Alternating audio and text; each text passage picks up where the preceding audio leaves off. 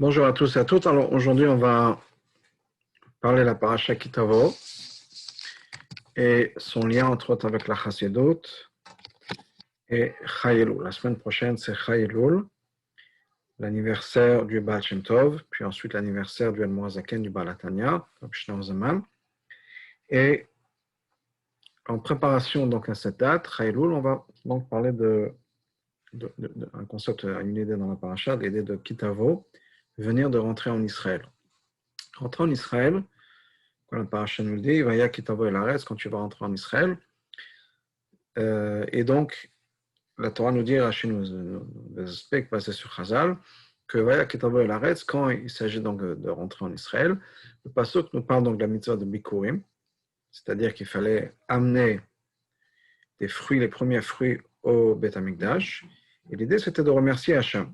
Donc c'est un remerciement à Hachem. Mais, de manière intéressante, ce remerciement à Hachem était fait pas immédiatement une fois qu'ils sont rentrés en Israël, pas une fois que les gens sont installés chez eux, chacun personnellement, et qu'ils ont des fruits amenés au Beth Amikdash, ou au Pishkan à l'époque, mais c'était après les 14 ans où le peuple juif, les 14 ans qui ont pris au peuple juif pour conquérir la terre et s'installer. C'est-à-dire qu'il y a la guerre de conquête d'Israël a duré 7 ans. Ensuite, pendant 7 ans, ils se sont installés dans la terre d'Israël. Donc ça a pris 14 ans. Et la dernière personne, si on peut dire, installée en Israël, chez elle, avec son lopin de terre, ça a donc pris 14 ans. Et il a fallu attendre les 14 ans pour qu'on puisse amener les Bikurim, donc pour que la mitzvah dont on parle dans la Torah se passe. C'est-à-dire que dans Vaya Kitavo, l'idée de rentrer en Israël, il y a deux étapes, il y a deux choses qui se passent. La première, c'est rentrer. Le peuple juif est rentré en Israël. Mais ensuite, il fallait que chaque partie, chaque juif, chaque tribu, chaque juif, ait son terrain à elle, chaque personne à elle, chaque juif à lui.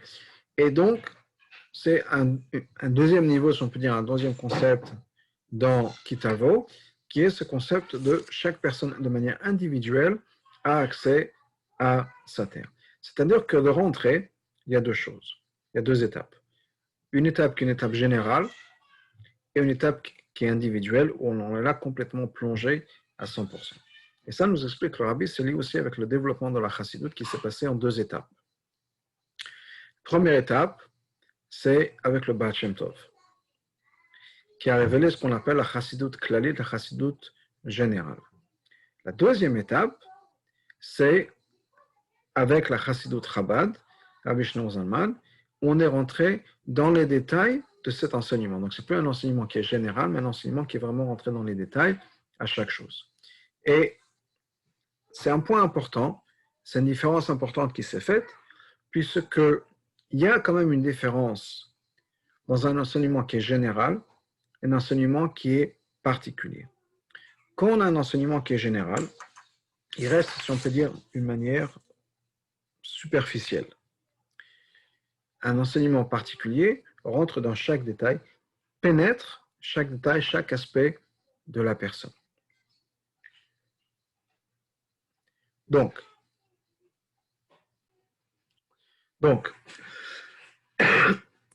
on a donc encore une fois cette approche générale, cette approche individuelle ou particulière.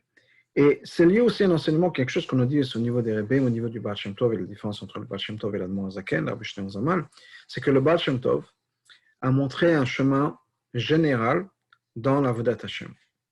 C'est quoi cette idée? Qu'est-ce que le Baal Shem Tov a enseigné? Le Baal Shem Tov a enseigné que chaque juif a la capacité d'accéder à Hashem, à Vodat Hashem.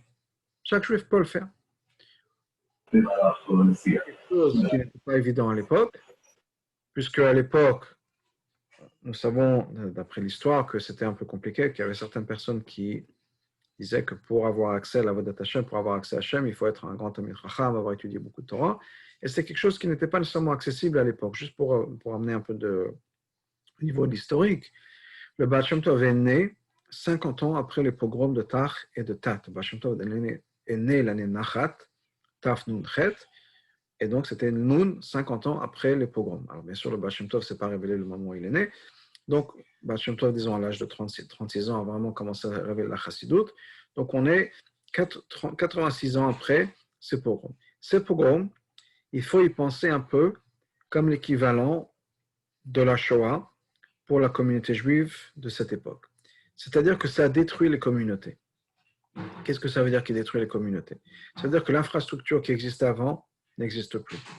On n'a plus les rabbinim, on n'a plus les enseignants, parce que beaucoup ont été malheureusement tués, chassés de là où ils étaient, ou bien ont besoin de chercher un travail parce qu'ils ne peuvent plus enseigner, parce qu'il n'y a pas d'argent qui va être disponible pour soutenir des enseignants ou bien des rabbinim. Donc la structure communautaire éducative a d'une certaine manière beaucoup disparu.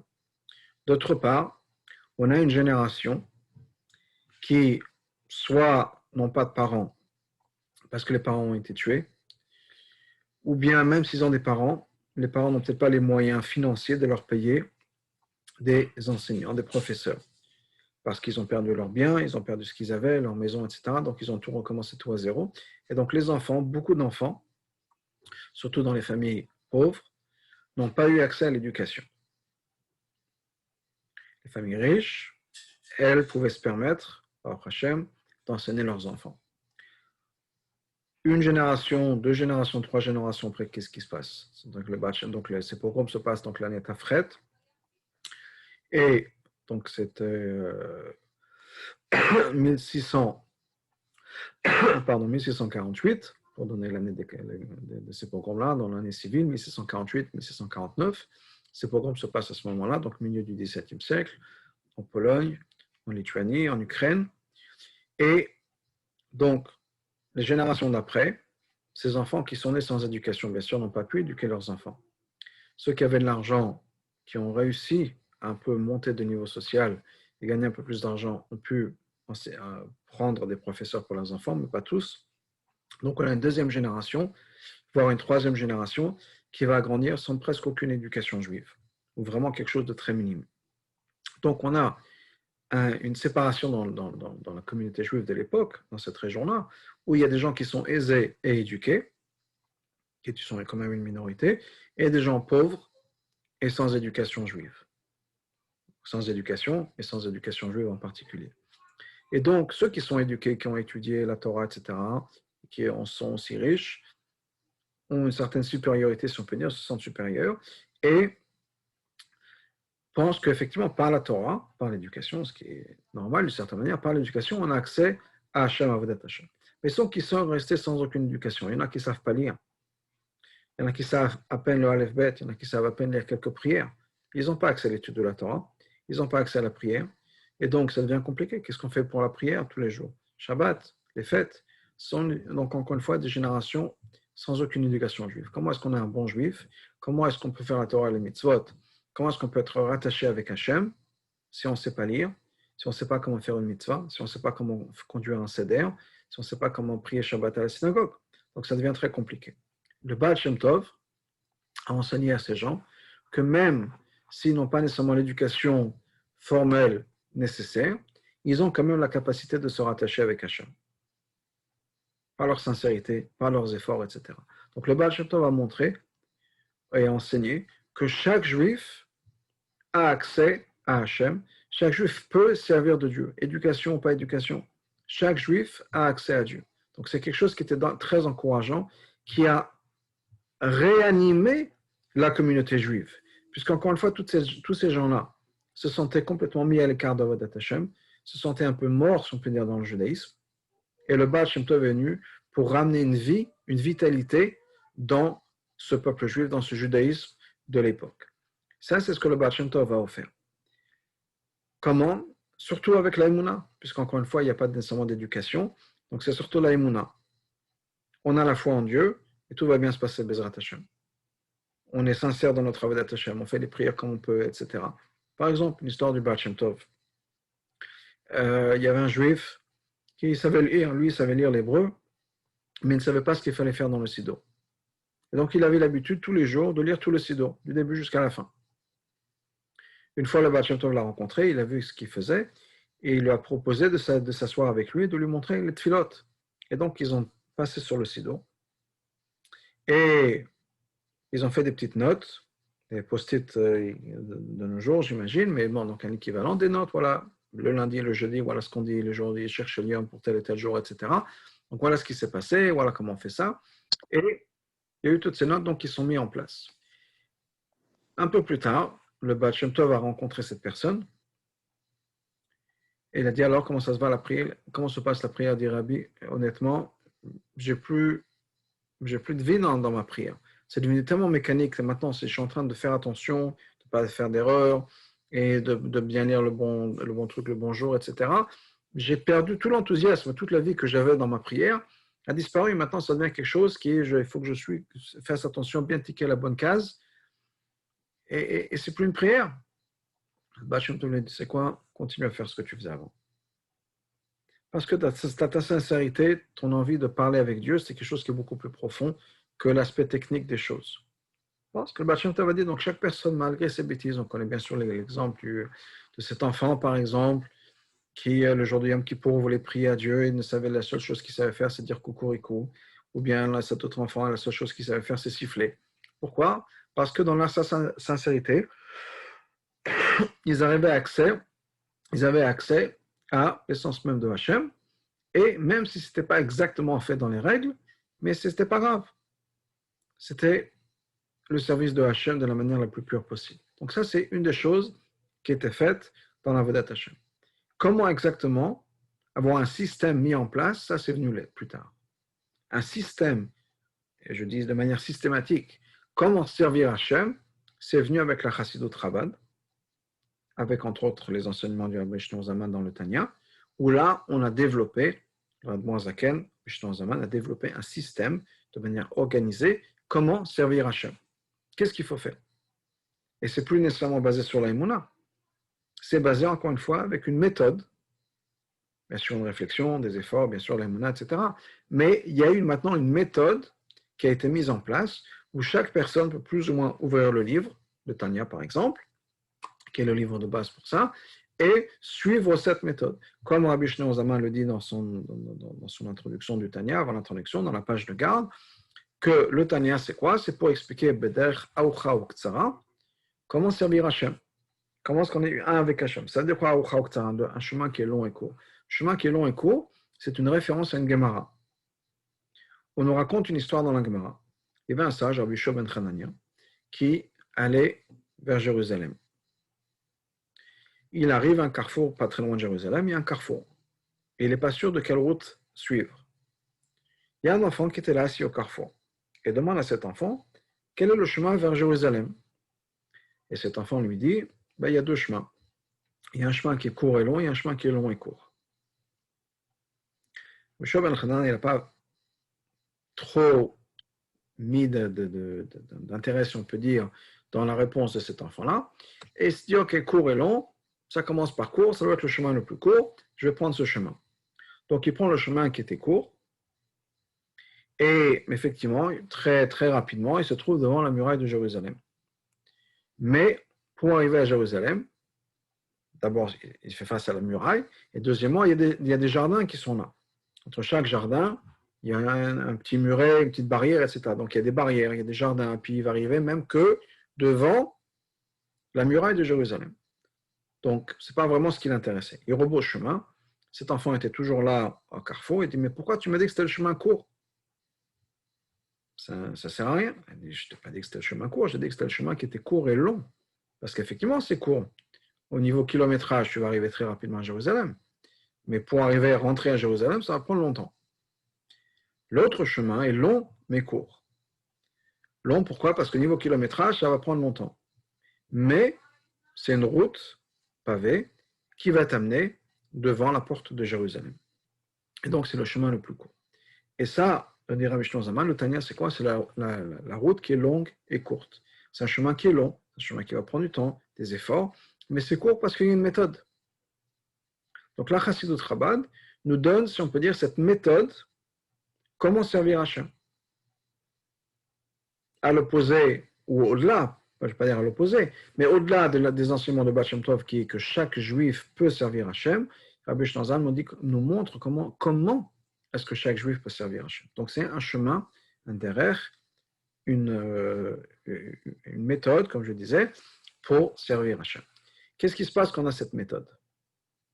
Au lieu d'avoir quelque chose de général, il faut servir Hachem. quand on a une méthode, on peut être complètement intégré dans ce système. Quand on a une idée générale, on n'est pas à 100% uni avec le concept. Ça reste un peu superficiel, si on peut dire. Alors que l'idée, c'est quoi? L'idée, c'est qu'on est complètement plongé dans un travail d'Hachem. On ne fasse que un avec Hachem. Qu'est-ce qu'on veut? Que Hachem soit révélé à l'intérieur de nous, à l'intérieur du monde. Mais pour qu'Hachem soit révélé à l'intérieur du monde, c'est qu'on a besoin d'être unis, de laisser rentrer Hachem partout. On connaît le mot du Rabbi de Kotsk. Rabbi de Kotsk, une fois, on lui a demandé quand il était enfant, où se trouve Hachem? Et il a répondu, Hachem se trouve là où on le laisse rentrer. Ça veut dire quoi, là où on le laisse rentrer? Ça veut dire que j'ai besoin de faire entrer Hachem dans chaque partie de mon élément, de mon être. Parce que s'il y a une partie de mon être qui ne laisse pas rentrer Hachem, Hachem ne va pas se trouver là. En général de ce mouvement, eh bien, elle est pas terrible en Israël. Et donc, on a besoin de faire en sorte qu'on laisse Hachem rentrer dans chaque élément de mon corps, dans chaque partie de mon corps. Donc, ce n'est pas juste que dire, OK, je suis là, je suis un juif religieux, je fais ce que Hachem me demande, mais j'ai besoin que dans chaque partie de mon être, Hachem puisse se trouver. La partie la plus compliquée de mon être, c'est mon cerveau. C'est la partie la plus rebelle, si on peut dire. Et j'ai besoin de faire entrer Hachem dans mon cerveau aussi. Pourquoi est-ce que je dis que c'est la partie la plus rebelle? Parce que le reste du corps ne s'oppose pas vraiment à la volonté de Hachem, premièrement. Deuxièmement, non seulement le reste du corps ne s'oppose pas vraiment à la réalité d'Hachem, mais même la partie du corps, si on peut dire, qui va s'opposer, c'est parce que ça va passer par le cerveau. Quand j'ai faim, je suis fatigué, c'est le cerveau qui processe, qui analyse toutes ces informations. De l'autre côté, la manière de changer ma perspective des choses va passer par le cerveau. Donc, si je peux prendre contrôle et possession du cerveau, j'ai changé la personne. Et Hachem fait maintenant partie de tout mon être, par ma compréhension. Je vais vous donner un exemple et une histoire. On raconte qu'il y avait une fois un monsieur qui était voir son rabbi. Donc, il a voyagé de là où il habitait pour aller voir son rabbi. Il arrive chez son rabbi, il rentre dans un rendez-vous de son rabbi, et il avait un problème particulier qu'il voulait discuter avec son rabbi. Quel est le problème particulier? Il dit, voilà, rabbi, j'ai un problème. Je suis très coléreux, je n'arrive pas à contrôler ma colère. Aidez-moi, donnez-moi une solution, une bracha, quelque chose. Le rabbi dit, regarde, écoute, t'exagères, c'est pas si grave que ça, t'inquiète pas.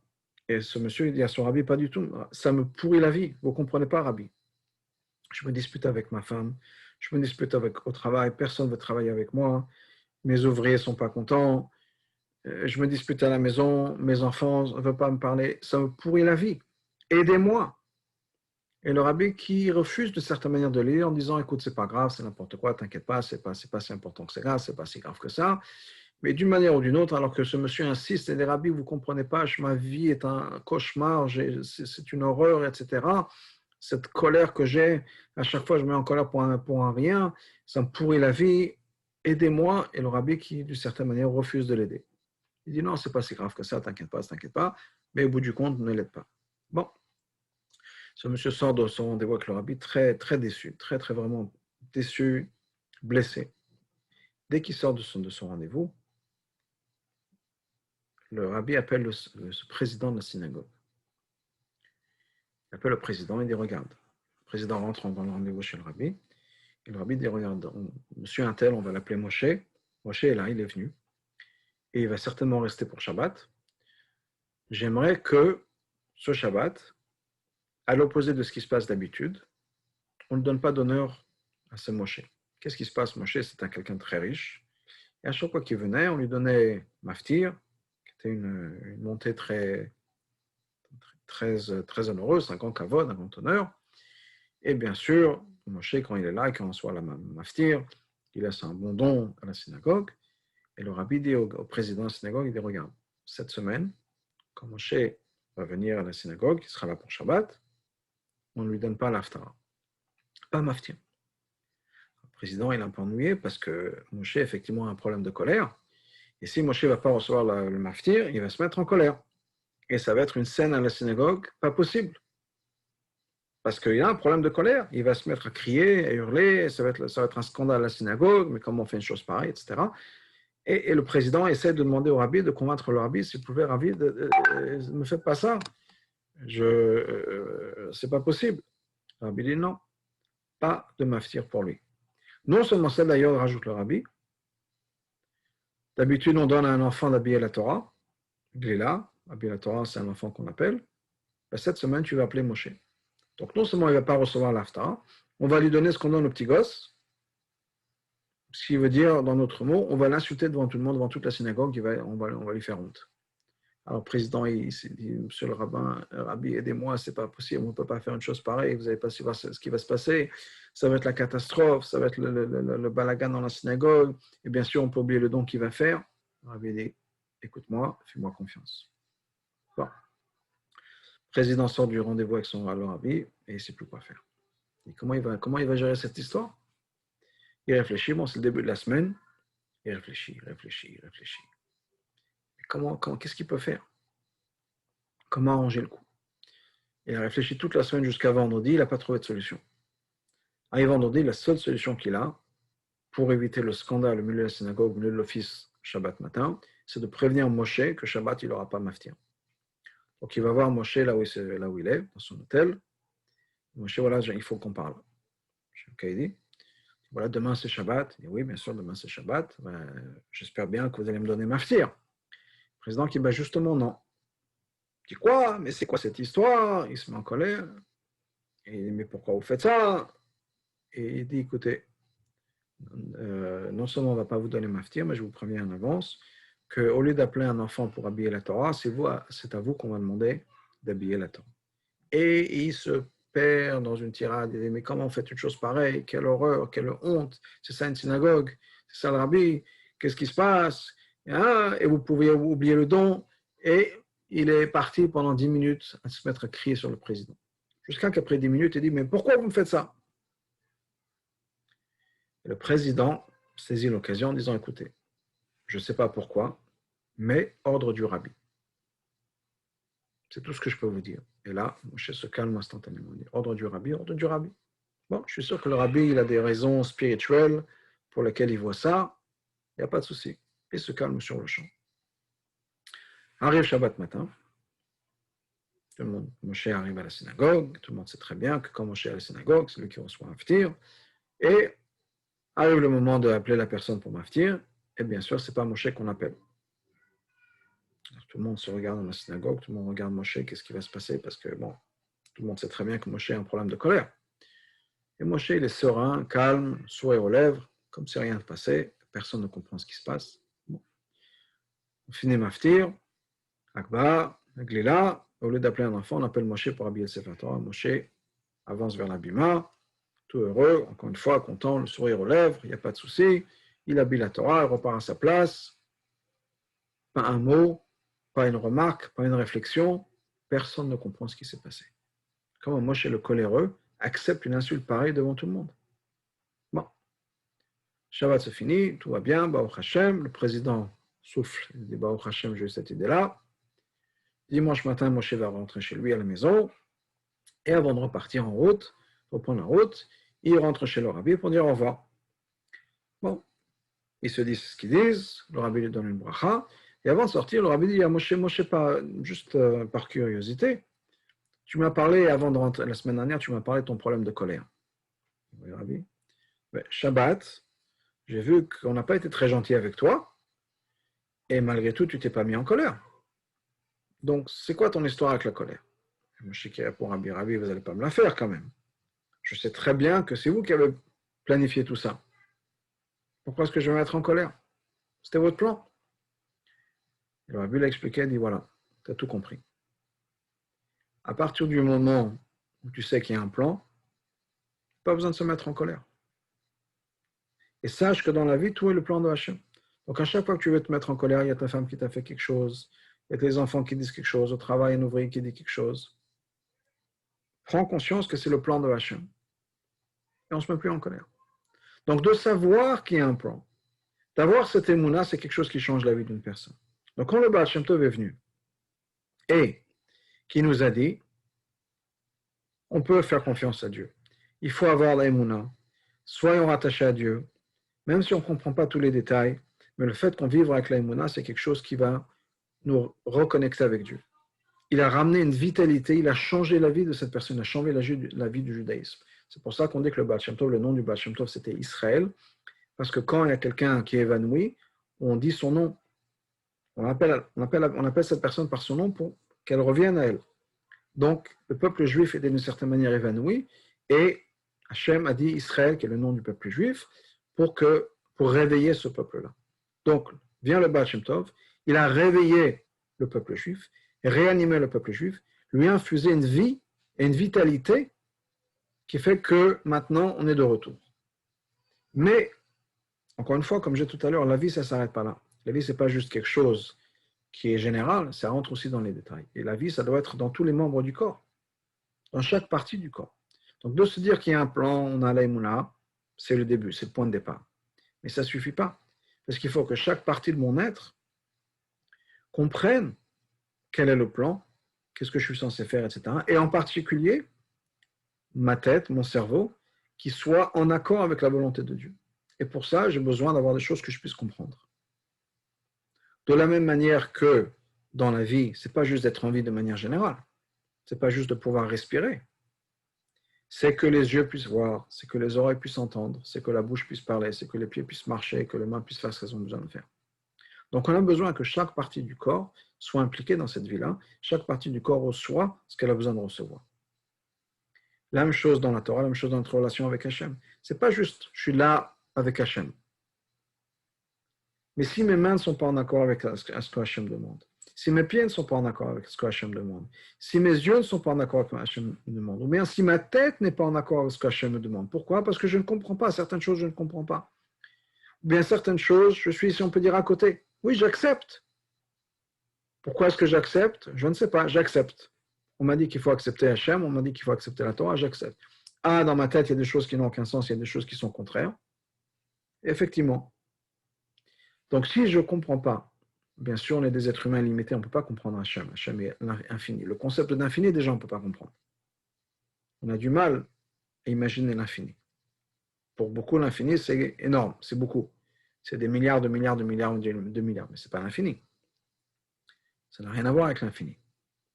Donc, le concept d'infini, le concept de ne pas avoir de temps, que le passé, présent et futur sont qu'une seule chose à la fois. On a du mal à gérer ce genre de choses. Quelque chose qui ne prend pas temps ni espace. On a du mal à gérer ce genre de choses. Donc, on ne peut pas tout comprendre, clairement. Mais il y a certaines choses qu'on peut comprendre. En tout cas, moi, dans ma tête, en tant qu'être humain, j'ai besoin d'être en accord avec la volonté de Dieu. J'ai besoin que ma tête comprenne ce qu'elle peut comprendre, ma relation avec Dieu. J'ai besoin de faire en sorte que ma vie, personnellement, soit impliquée dans ça. Parce que si moi, j'ai une pensée, j'ai une manière de voir les choses et que Hachem a une autre manière de voir les choses, on n'est pas d'accord. On a deux entités qui existent. Il y a Hachem et il y a moi. Donc c'est important que je puisse non seulement être impliqué de manière générale, mais dans chaque aspect de ma personne. Je vous donne un exemple de ce que j'essaye de dire. Quand on est on est plongé dans une idée, par exemple. Je donne un exemple. C'est l'exemple qu'on donne, la différence entre la nourriture, par exemple. On va attendre que le téléphone s'arrête. C'est quand on mange quelque chose. Quand on mange quelque chose, ça fait partie de nous-mêmes. La nourriture qu'on a mangée fait partie de notre chair et de notre sang et amène des nutriments, amène la nutrition, la nourriture, à chaque partie de notre corps. Un vêtement, c'est quelque chose qui peut couvrir notre corps, peut-être tout notre corps, mais ça reste à l'extérieur de nous. Même si on est complètement plongé dedans, ça reste quand même quelque chose qui est à l'extérieur de nous. Donc il faut être plongé dans la Torah et dans les méthodes dans notre relation avec Hachem. Mais il faut que ce ne soit pas juste quelque chose qui soit à l'extérieur, qu'il faut que ce soit quelque chose qui fasse partie à 100% de moi et de mon existence. Comme ma nourriture, si on peut dire. Que ça soit à l'intérieur de chaque partie de mon corps. Et ça, c'est quand on est vraiment plongé dans quelque chose, que ça fasse partie de nous-mêmes. Il y a une union qui se fait, qui est à 360 degrés, à 100%. On est une fusion avec Hachem qui n'existe pas ailleurs. Le Rabbi raconte une histoire avec son beau-père. Il dit qu'une fois, son beau-père devait partir en voyage. Il habitait à ce moment-là dans la ville de Leningrad. Maintenant, c'était avant Saint-Pétersbourg, maintenant c'est redevenu Saint-Pétersbourg, mais pendant les années de la Russie soviétique, ils ont changé le nom de l'appeler après le nom de l'empereur Pierre. Pétersbourg, c'était Leningrad, la ville de Lénine. Donc, il habitait Leningrad et il devait partir en voyage à Moscou. Et c'était un voyage important. On parle encore une fois des années de la Russie soviétique. Un voyage important, dangereux, puisque la police secrète suivait le rabbi et savait très bien que toutes ces activités, tous ces voyages, étaient pour soutenir le judaïsme en Russie soviétique, dans l'Union soviétique, et donc il le suivait de très près. Donc c'est un voyage très dangereux, un voyage très important. Et quelques minutes avant le moment où il fallait partir à la gare, il partait en train, le rabbi rentre dans le bureau de son beau-père, du rabbi précédent, Rabbi Yosef Yitzhak, et le voit assis calmement, en train d'écrire, de travailler sur quelque chose, sur une lettre, sur un texte chassidut. Alors, ceux qui ont déjà voyagé dans leur vie, j'imagine que c'est plus ou moins tout le monde, on sait qu'avant un voyage, on a du mal à être calme.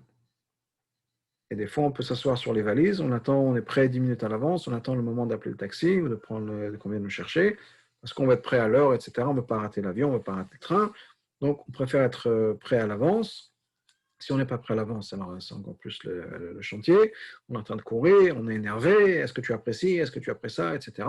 C'est un moment de tension et un moment où on n'est pas vraiment calme et focusé. Le rabbi rentre dans le bureau du rabbi précédent. Encore une fois, il restait quelques minutes avant qu'il partait à la gare. Et le rabbi précédent est en train d'assis calmement de travailler sur ce qu'il est en train de faire. Et le rabbi avait ça, il a dit, à tel point, un contrôle de soi-même à tel point. Et le rabbi précédent lui a raconté l'histoire suivante. Il a dit, voilà, il y a un très grand rave du Moyen-Âge qui habitait en Espagne qu'on appelle le Rajba, Shimon ben Aderet. C'était quelqu'un de très occupé. C'était un docteur, très grand docteur, qui était docteur de la cour aussi, donc il était occupé avec ça. C'était quelqu'un qui avait une yeshiva, donc il donnait 2 shiurim par jour, et des shiurim en profondeur. C'était pas juste des shiurim, il ouvrait un livre et il lisait ce qui était écrit à l'intérieur. C'était vraiment profond et il fallait bien préparer. C'était quelqu'un qui avait sa pratique, donc il était un docteur aussi, qu'il avait son cabinet, donc il rencontrait des gens. Il y avait des questions qui lui venaient du monde entier. Chez la Totchovat, on en a, beaucoup qui sont restés du Rajba. Et chaque jour, il prenait aussi une promenade. Il allait se promener, pour un peu se relaxer, etc. Et comment est-ce qu'il avait le temps de tout faire? Comment est-ce qu'il pouvait faire tout ça? Et la réponse était qu'il avait une atzlacha dans le temps. Ça veut dire quoi l'atzlacha dans le temps? Il avait du succès dans le temps. Comment est-ce qu'on a du succès dans son temps? Quand on est focalisé sur ce qu'on est en train de faire. On n'est pas éparpillé. Si maintenant je suis en train de donner un shiur, je donne un shiur. Je ne suis pas en train de penser aux courses que j'ai besoin de faire. Je ne suis pas en train de penser aux lettres auxquelles je dois répondre. Je ne suis pas en train de penser au rendez-vous que j'ai. Je suis maintenant dans le shiur. Après, je passe à autre chose. Mais là, je suis complètement dans ce que j'ai besoin de faire. Et ça, c'est le secret.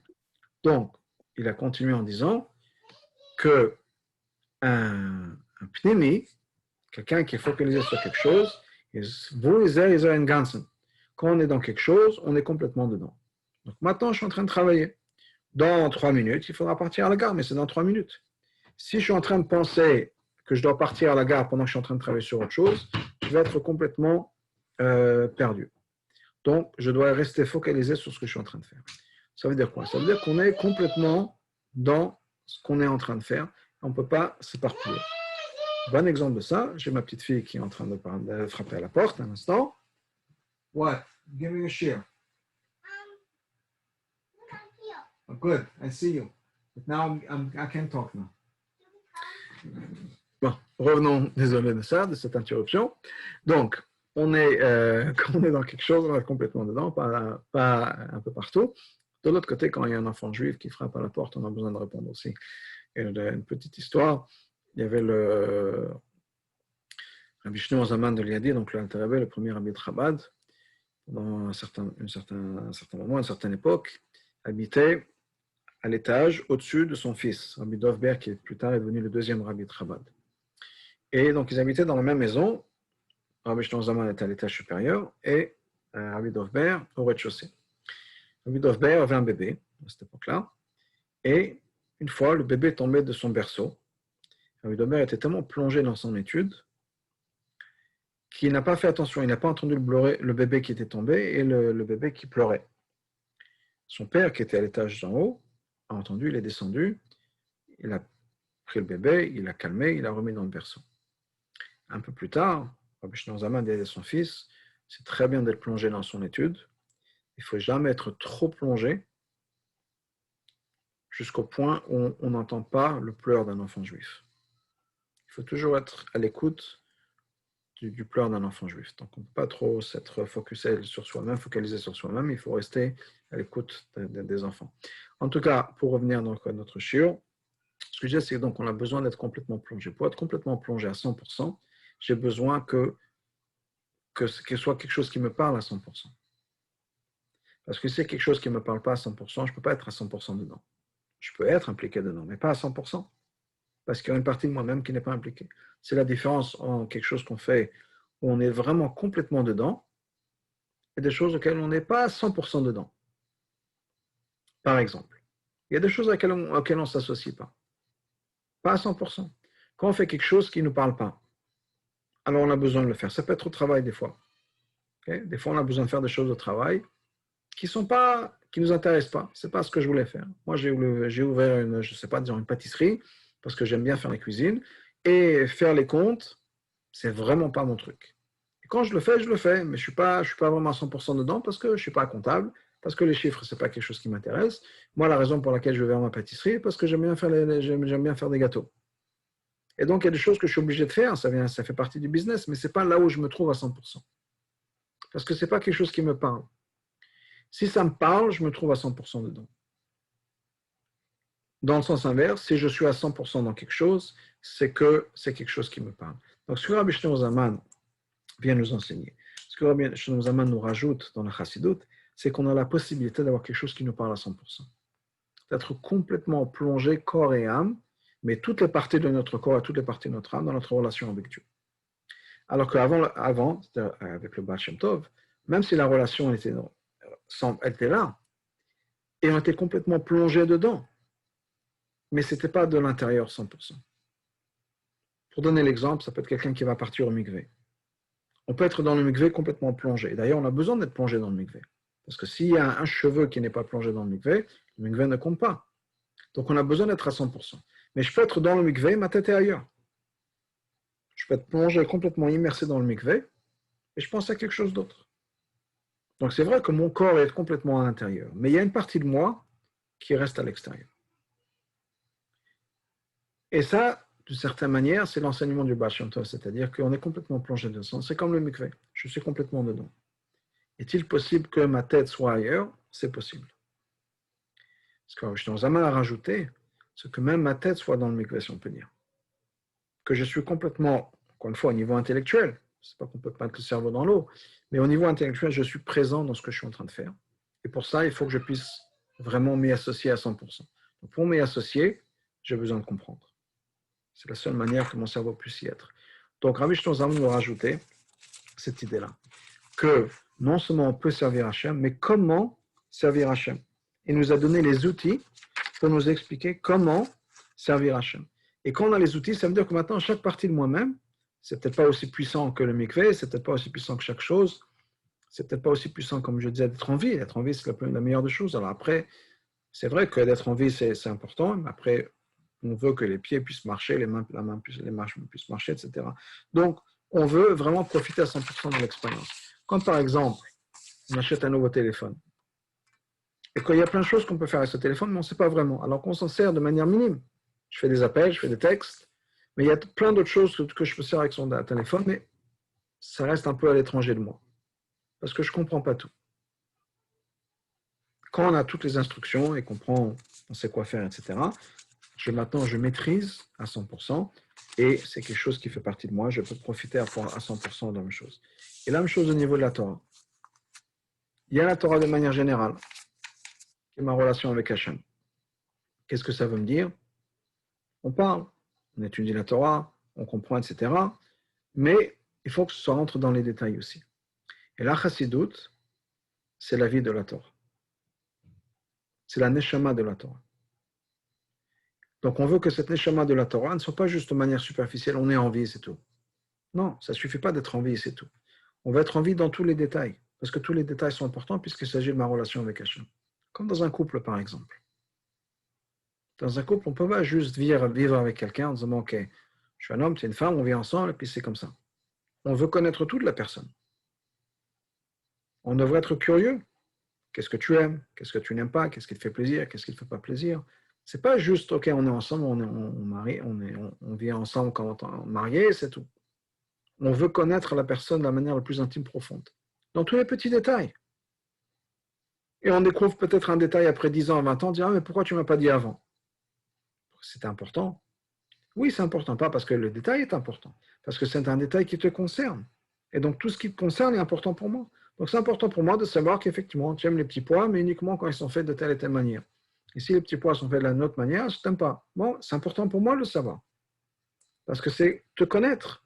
C'est ma relation avec toi. Et je ne veux pas juste te connaître de manière superficielle. C'est important pour moi de te connaître à fond, à 100%. Notre relation avec Hachem, c'est la même chose. Ce n'est pas qu'on ait juste une relation avec Hachem. On veut connaître Hachem dans tous les détails possibles. Pourquoi? Parce qu'on veut être le plus proche possible. Et la proximité, c'est dans les détails. Ce n'est pas juste dans l'idée générale. On a besoin d'être le plus proche possible à 100%. Ça va passer par ma connaissance de ce qui fait plaisir à toi. Donc, on a la Torah. C'est quoi la Torah? La Torah, c'est la révélation de Dieu. Je pense souvent à la Torah comme l'autobiographie de Dieu. C'est un livre où Hachem s'est vraiment révélé dedans, c'est ouvert. Et dans la Torah, il y a plein de choses. Il y a des recettes de cuisine dans cette autobiographie. Hachem dit, voilà mes recettes préférées. J'aime les corbanotes. Le lait, la viande, ça me donne des brûlures d'estomac. Okay? Donc, on a certaines choses qu'on sait. Il y a de l'histoire. Voilà, quand j'étais jeune, voilà ce qui se passait. C'était les Havot, c'était Adam Arishon, dans le passé. Voilà mes espoirs, la venue du Mashiach, tout ça, c'est dans la Torah. Okay? On a plusieurs parties de la Torah. Mais qu'est-ce qui est l'essentiel de ça? Qu'est-ce qui est l'âme de ce livre-là, l'âme de cette autobiographie? C'est moi, c'est Hachem. Ce n'est pas le fait que c'est le livre qui parle de quelqu'un. C'est Hachem. Hachem qui s'est ouvert, qui s'est révélé à l'intérieur de la Torah. Et si on est focusé uniquement sur les recettes, mais sur l'histoire, et qu'on a perdu, si on peut dire, on ne comprend pas conscience de l'âme, c'est-à-dire que ce n'est pas juste un livre, mais c'est le livre où Hachem s'est mis, on perd quelque chose. Donc le Baal Shem Tov est venu en disant, attention, n'oublions pas que la Torah, c'est Dieu qui nous parle. L'âme de ce livre-là, l'âme de la Torah, c'est quoi? C'est Hachem. Et des fois, on peut étudier la halachot, et on oublie qu'il s'agit de la halacha de Hachem. Mais j'ai mélangé du lait et de la viande, ou bien j'ai trouvé de l'argent dans la rue, etc. Qu'est-ce qu'on fait? On peut étudier des gemarotes et des gemarotes, en tout un tas de choses intelligentes, on réfléchit, etc. Et on peut perdre le fait qu'il s'agit de la Torah de Hachem. Parce qu'on est focusé sur le concept, qui est important. Mais on oublie des fois peut-être l'âme qu'il y a derrière. On peut être focusé sur un passouk dans le Chumash. On oublie que c'est la parole de Dieu. On étudie l'histoire, voilà ce qui s'est passé avec Abraham, on étudie les 42 voyages qu'ils ont fait dans le désert, on essaie de comprendre le plan, comment est-ce qu'ils sont passés vers le nord, vers le sud, à droite, à gauche, etc. On peut passer des heures et des heures à décrire ce qui se passe dans le Chumash, ou une discussion entre les Mefarshim. On oublie peut-être que chaque mot dans le Chumash, c'est la parole de Dieu. C'est Hachem qui est en train de nous parler. Donc on nous dit que le peuple juif est parti de tel et tel endroit, ils sont partis de tel et tel endroit. Ce n'est pas juste un fait historique, c'est Hachem qui nous parle. C'est la révélation de Hachem. Donc on a besoin, l'âme de la Neshama, c'est quoi? C'est cette vitalité. N'oublions pas ce qu'il y a derrière ce livre-là. C'est Dieu, c'est un être vivant, si on peut dire, qui est là, qui est en train de nous parler. Et pour connaître Dieu, pour connaître Hachem, ça ne suffit pas juste de dire OK, de manière générale. Comme je le disais tout à l'heure, on a besoin de rentrer dans les détails, d'avoir une compréhension profonde et détaillée de cette connaissance. Et plus elle est détaillée, plus elle nous parle, plus elle est importante. Comme les détails de son époux, de son épouse. On veut tout connaître de leur vie, si on s'intéresse, parce que c'est important pour nous. Chaque détail, c'est une relation. On rajoute une étape dans ma relation avec cette personne-là. Donc, dans la Torah de Hachem, c'est la même chose. Donc, il y a les détails au niveau de la halakha, mais il y a les détails au niveau de connaître Hachem. Pas juste les choses que Hachem nous a dit, mais qui est Hachem? Comment est-ce qu'on sert Hachem? Qu'est-ce qui pourrait faire plaisir à Hachem dans mes sentiments à moi? Et travailler sur ces sentiments en relation avec Hachem. Donc, c'est pas juste je fais tout ce qu'il faut. C'est important, c'est essentiel. Ça commence par ça. Mais une fois qu'on a maîtrisé ça, ou bien au-delà du fait qu'on a maîtrisé ça, parce qu'on ne va peut-être pas tout maîtriser, mais au-delà de ça, c'est pas juste je fais des choses, c'est pourquoi est-ce que je les fais, comment est-ce que je les fais, qu'est-ce que ça me dit. Donc on a besoin de rentrer dans certains détails. Pour rentrer dans les détails, on a besoin de se connaître, on a besoin de connaître Hachem, le maximum de nos possibilités. Et ça, c'est ce que la Chassidut de Rabbi Shlomo Zalman nous a enseigné dans le Tanya, la Chassidut, etc., qui n'est pas juste de dire, ok, Hachem est grand, et on peut avoir une relation avec Hachem. C'est de rentrer dans les détails. Et plus on est spécifique, plus ça nous parle, plus on est impliqué. Et c'est d'ailleurs ce qui va se passer avec l'avenue du Mashiach. À l'avenue du Mashiach, qu'est-ce qui va se passer? Hachem va être révélé, mais pas juste de manière générale. Dans les détails. On va comprendre, par exemple, pourquoi chaque détail de l'histoire s'est passé comme il s'est passé. Pourquoi la Shoah? Pourquoi telle et telle histoire? Pourquoi est-ce qu'un jour, même si ce n'est pas comparable du tout à la Shoah, pourquoi est-ce qu'un jour j'ai eu ce problème-là? Pourquoi est-ce qu'un jour je me suis cogné le doigt de pied dans un meuble? Et pourquoi on a été à tel problème? Bon, tout ça va comprendre, tout ça va avoir un sens dans notre relation par rapport à Dieu. On va comprendre tout ça dans les détails. Parce que s'il n'y a pas de détails, ça reste à l'extérieur de nous. La même chose dans la Torah, par exemple, l'histoire des Bikurim, ou à la fin de la paracha. À la fin de la paracha, de la semaine de Kitavo, qu'est-ce qui est marqué? Que l'Onatan Hashem Lachem lève la date. Dieu ne nous a pas donné encore le cœur pour comprendre, Voznaim Lishma, Venaim Lirot, les oreilles pour entendre, les yeux pour voir, tout ce que Dieu a fait pour vous. Rachid nous explique, ça veut dire quoi? Qu'après 40 ans, on peut vraiment comprendre, on peut vraiment apprécier tout ce que Hachem a fait pour nous. Ils étaient dedans, ils le vivaient tous les jours. Mais des fois, on a besoin de la maturité, du recul, pour ne pas se dire, ok, oui, merci Hachem. Réfléchir dans les détails. Et si on peut réfléchir dans les détails, ce que Hachem fait pour nous, pas dire, oui, Hachem est tout pour moi. Hachem est tout pour moi, ça ne veut rien dire. On s'assoit, on réfléchit, on prend un stylo et un papier en disant, ok, Hachem est tout pour moi. Ce matin, je me suis réveillé. Une chose. Je vais vers mes yeux marchaient, Baruch Hachem. Je peux me lever de sortir du lit. Je peux parler, je peux me faire un café. Ça veut dire quoi? J'ai de l'argent. Baruch Hachem, on a une maison, j'ai un lit, j'ai un toit sur ma tête, j'ai une famille. Plus on rentre dans les détails, plus ça nous parle. Et plus on remercie Dieu. Donc, ce n'est pas juste dire merci. Des fois, on dit ça aux enfants. Quand les enfants disent oui, merci, merci pourquoi? Merci à qui? Okay, merci papa, merci papi, merci maman, merci mamie, de m'avoir acheté un jouet, de m'avoir fait ci, de m'avoir fait ça, de m'avoir fait sortir. C'est important qu'on rentre dans les détails. Donc, l'apport de la Chassidut de Rabbi Shlomo Zalman, c'est de rentrer dans les détails de notre relation avec Hachem. Et c'est important. Parce que si on n'a pas ça, il n'y a pas le kitavo à 100%. Et c'est ce que la paracha nous dit. Voyez, kitavo et l'arrête. Quand on rentre dans la terre, il y a deux étapes. Bien sûr, il y a l'étape de rentrer en Israël. Ça, c'est comme le Baal Shem Tov, de manière générale. La première étape. On ne peut pas s'installer dans la terre, on ne peut pas rentrer dans les détails si on n'est pas rentré. Donc la première étape dans la révélation de la Chassidut, la première étape dans la connexion avec Hachem, c'est quoi? Merci mon Dieu. On a besoin au moins de rentrer. Après, une fois qu'on est rentré en Israël, ça ne suffit pas.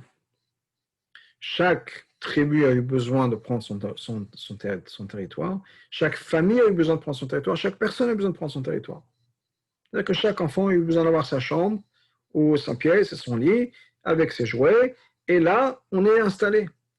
Parce que tant qu'on est encore, il y a une famille qui est un peu sur la rue ou bien encore dans les valises, on n'est pas installé en Israël.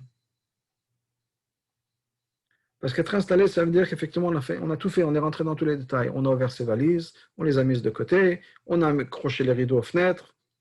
Tant qu'il n'y a pas ça, on n'y est pas encore à 100%. C'est vrai dans une maison, c'est vrai dans une relation, c'est vrai dans une autre relation avec Hachem. Donc, ce que la Torah nous enseigne, dans la paracha de Vayakitavo, c'est que bien sûr, la première étape, c'est de devoir faire le premier pas. Rentrer, se dire, je peux servir Hachem et je veux servir Hachem. C'est la première chose. Au-delà de ça, on rentre dans les détails. C'est un peu Rosh Hashanah, Aseret Yom Teshuvah, Yom Kippour. Qu'est-ce qui se passe Rosh Hashanah? Rosh Hashanah, il y a une chose qui a besoin de se passer. Kabbalat Hamalchut. Hachem est mon roi. C'est tout. Je suis là, je suis le sujet du roi. On ne parle pas de faute, on ne rentre pas dans les détails. Il n'y a pas le Tachanoun, Al-Chet, Hashamnu Bagadnu. Non. C'est une présence, une volonté, une acceptance. Après, dans Aseret Yom Teshuvah, Yom Kippour, on parle des choses sur lesquelles j'ai besoin de travailler, j'ai fait telle et telle faute, on rentre dans les détails. Mais la première chose, c'est une acceptance, c'est d'être là, d'être présent. Donc, la première chose qu'on a besoin de faire, ce que la paracha nous enseigne, il faut être présent. Être présent en notre relation avec Hachem. Vouloir le faire. C'est ce que le Baal Shem Tov nous a enseigné, la première chose. Développer cette relation avec Hachem. Je peux le faire et je veux le faire. Après, il faut que je sache comment le faire. Là, on rentre dans les détails. C'est ce que la Chassidut Rabbah nous enseigne. C'est aussi la volonté de moi de ne pas juste dire, OK, je vais avoir une relation avec Hachem. Ça veut dire quoi? Comme on dit en Israël, tachles. Pratiquement parlant, ça veut dire quoi? Qu'est-ce que je vais faire de particulier, de différent maintenant? Un point spécifique dans ma relation avec Hachem. Pas dire, oui, je vais être un meilleur juif, une meilleure juive. C'est général. Mais qu'est-ce que je vais faire à partir de maintenant qui va changer ma vie? Je vais donner plus de tzedaka. Combien? Que je vais rajouter 5 centimes chaque jour, chaque semaine. Je vais étudier plus de Torah. C'est général. Qu'est-ce que je vais faire d'étudier la Torah? Alors, je vais me connecter à Torah Zoom une fois par semaine. Je vais écouter un shiur une fois par semaine. Je vais étudier le Tanya du jour. Je vais étudier le Chita du jour. Le Sefer HaMitzvot du jour. Quelque chose de spécifique. Et là, ça peut tenir le coup. Donc, on est dans cette relation avec Hachem. Ce point-là de pouvoir être en accord avec Hachem, pas juste de manière générale, mais dans les détails. Et c'est avec ça, avec ces détails-là, qu'on peut vraiment progresser et avancer.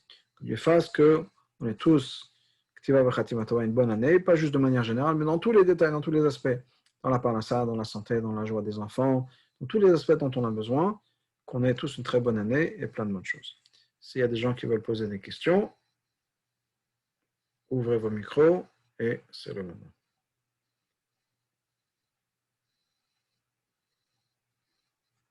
OK. Une fois, deux fois, trois fois. OK.